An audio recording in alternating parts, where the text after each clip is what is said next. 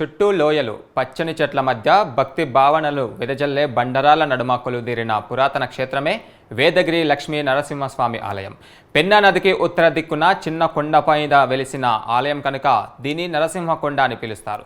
శతాబ్దాల క్రితం పల్లవరాజులు నిర్మించిన ఈ కోవెల నేటికి చెక్కు చెదరకుండా ఉంది.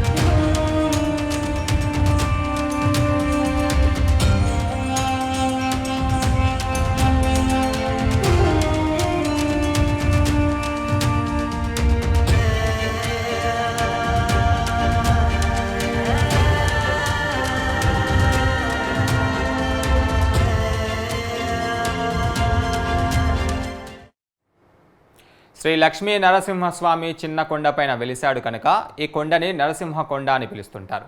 ఇది జిల్లా కేంద్రమైన నెల్లూరుకు 14 కిలోమీటర్ల దూరంలో పత్రహరిత సోయగాలు వెదజల్లే పచ్చని చెట్ల మధ్య కొలువుదీరి ఉంటుంది.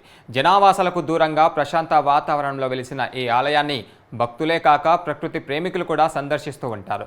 స్థల పురాణం ప్రకారం పూర్వం సప్త ఋషులతో ఒకరైన కశ్యప మహర్షి లోక కళ్యాణం కోసం ఇక్కడ యజ్ఞం చేశాడు, సంకల్పించాడు. ఇందుకోసం ఈ కొండ దిగువ ప్రాంతంలో 7 హోమగుండాలు ఏర్పరిచి సప్త ఋషులతో కలిసి యజ్ఞం నిర్వహించాడు. ఇక 1873లో ప్రచురితమైన నెల్లూరు జిల్లా మాన్యువల్లో కూడా ఈ ఆలయం ప్రసిద్ధి. తిరునాళ్ల వివరాలు ఇచ్చారు. అయితే కొండ మీద ఆలయం, ఎత్తైన గాలిగోపురం, స్వామి పుష్కరిణి, 7 కోనేళ్లు, గర్భగుడిలో నరసింహస్వామి, దారుశిల్పం, మూల విరాట్ ఉన్నట్టు తెలిపారు. ఇక్కడ విశేషం ఏంటంటే మూల విరాట్కు అభిషేకం చెయ్యరు. జిల్లాలోని యానాదులకు ఈ స్వామి తిరునాళ్లు చాలా ముఖ్యమైన పండుగ.